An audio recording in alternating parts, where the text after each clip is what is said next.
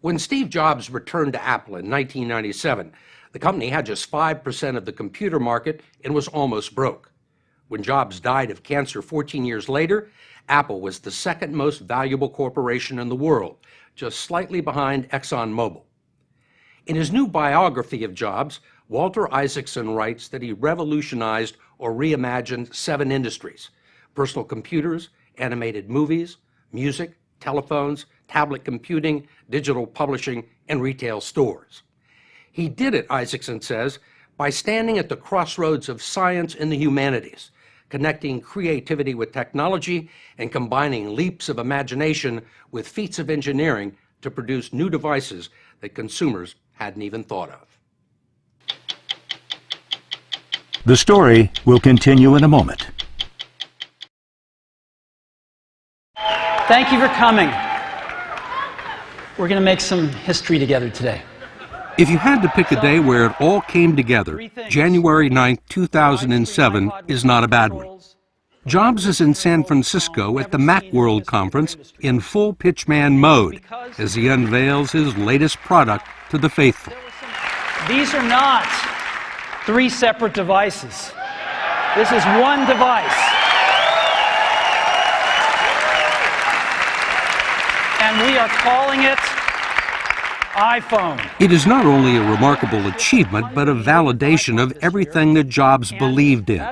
If you made and controlled all of your own hardware and all of your own software, you could integrate all of your products and all of your content seamlessly into one digital hub. And no one but Steve Jobs had thought of it.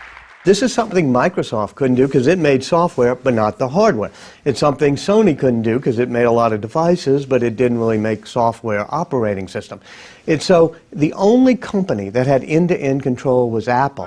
Biographer Walter Isaacson writes that Jobs had created a walled garden. If you wanted to use any of his products, it was easier to buy into the whole Apple ecosystem. It was something only a complete control freak could have pulled off. His personality, passions, products, and private life were all intertwined and closely guarded.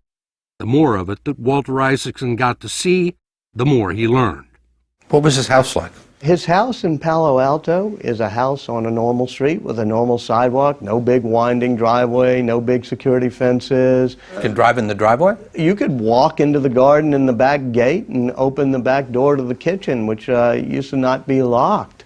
It was a normal family home, and he said, I wanted to live in a normal place where the kids could walk, the kids could go over to other people's houses, and I did not want to live that not-so-lavish lifestyle that so many people do when they get rich. There was no live-in help and no entourage. He was worth $7 billion, but not materialistic, and he told Isaacson in a taped interview that he had learned early on what money could do to people. I saw a lot of other people at Apple, and especially after we went public, how it changed them. And a lot of people thought they had to start being rich. So they would, I mean, a few people went out and bought Rolls Royces, and they bought homes, and their wives got plastic surgery, I saw these people who were really nice, simple people turn into these bizarro people. And I made a promise to myself. I said, I'm not going to let this money ruin my life. Do you have a picture of the family? Oh, sure. Look, Isaacson showed us some personal family pictures that Jobs had given him for his book shortly before he died. It was a look into a part of Jobs' life that few people had seen. This is Lorene, that's Aaron, Reed, Eve, and this is on their family vacation. Jobs married Lorene Powell 20 years ago, a former investment banker who could hold her own with her mercurial husband. And she's a great balance. He knows to pick strong people to be around him, and he sure did when he married Lorene. Now, this is Reed, his son. Reed is very much like his father, except for he has his mother's kindness. Eve is a great horseback rider. Eve, I think, might someday be in the Olympics with horseback riding. Aaron has a great sense of design. He's a really cool kid. His fourth child is Lisa Brennan Jobs, the daughter Jobs had with his girlfriend 33 years ago and neglected for more than a decade, until she moved in with the family as a teenager. Isaacson said their reconciliation was important to Jobs because his own birth parents had abandoned him. He felt there was a hole He felt something was missing. In 1986, he began searching for his biological mother and found Joanne Scheibel Simpson living in Los Angeles. Did she know that her son, the son that she gave up, was Steve Jobs? No, but she says to him, there's one thing I have to tell you. You have a sister. And the sister I raised, we did not put up for adoption. And I must tell her, because I've never told this. And the sister turns out to be Mona Simpson, the novelist. And Mona Simpson and Steve Jobs totally bond, separated at birth, as they say. And then they go on a quest, a journey, to find the birth father. Especially Mona wants to find what she calls the lost father. Eventually, they locate Abdul Fattah John Jandali, a Syrian-American with a Ph.D. in political science who is managing a restaurant in Sacramento. But as Jobs tells Isaacson on tape, he decides to let Mona go meet him alone. When I was looking for my biological mother, obviously, was looking for my biological father at the same time. And I learned a little bit about him, and I didn't like what I learned. And I asked her to not tell him that we had ever met, and not tell him anything about me. So Mona goes to the coffee shop, meets this guy, Mr. Jandali, who's running it, who says, among other things, when she asks, how sorry he is, but then he says that he had had another child, and Mona said, what happened to him? He said, oh, I don't know, we'll never hear from him again. And then he says, I wish you could have seen me when I was running a bigger restaurant. I used to run one of the best restaurants in Silicon Valley. Everybody used to come there. Even Steve Jobs used to eat there. And Mona is sort of taken aback and bites her tongue and doesn't say, Steve Jobs is your son. But she looks shocked, and he says, yeah, he was a great tipper. And I was in that restaurant once or twice, and I remember meeting the owner, who was from Syria, and it was most certainly him. And I shook his hand, and he shook my hand, and that's all. And Jobs never spoke to him, never talked to him, never got in touch with him, never wanted to see him. Not even when Jobs was on his deathbed. The cancer that eventually killed him was discovered accidentally while he was being checked for kidney stones back in 2004. A CAT scan showed a shadow on his pancreas that turned out to be a malignant tumor.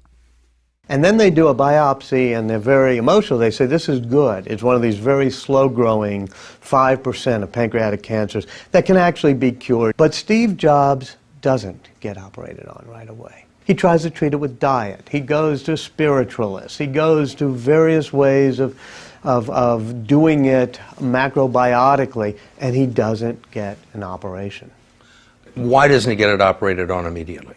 I've asked him that. He said, I didn't want my body to be open. And soon everybody is telling him, quit trying to treat it with all these roots and vegetables and things. Just get operated on. But he does it 9 months later. Too late. Well, one assumes it's too late because by the time they operate on him, they notice that it has spread to the tissues around the pancreas. How could such a smart man do such a stupid thing? I think that he kind of felt that if you ignore something, if you don't want something to exist, you can have magical thinking. And it had worked for him in the past. He regretted, some of the decisions he made. And certainly, I think he felt he should have been operated on sooner. Jobs acknowledged his surgery but soft-pedaled the seriousness of the situation. Isaacson writes he continued to receive secret cancer treatments even though he was telling everyone he had been cured. And that is what people believed until 2008.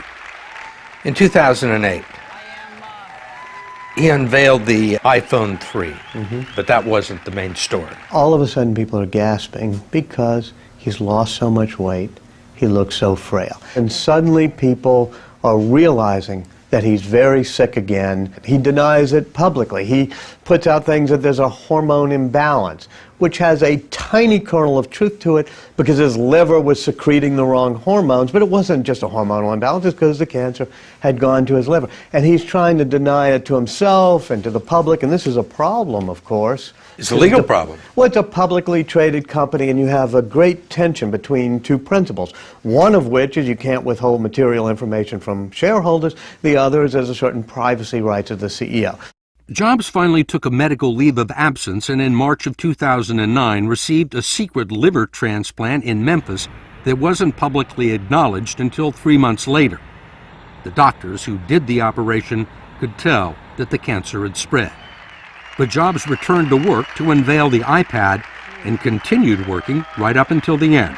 What were those last 2.5 years of his life like? He talked a lot to me about what happened when he got sick and how it focused him. He said he no longer wanted to go out, no longer wanted to travel the world. He would focus on the products. He knew the couple of things he wanted to do, which was the iPhone and then the iPad. He had a few other visions. I think he would have loved to have conquered television. He would love to make an easy-to-use television set. So he had those things. But he started focusing on his family again as well. And it was a painful, brutal struggle. And he would talk often to me about the pain.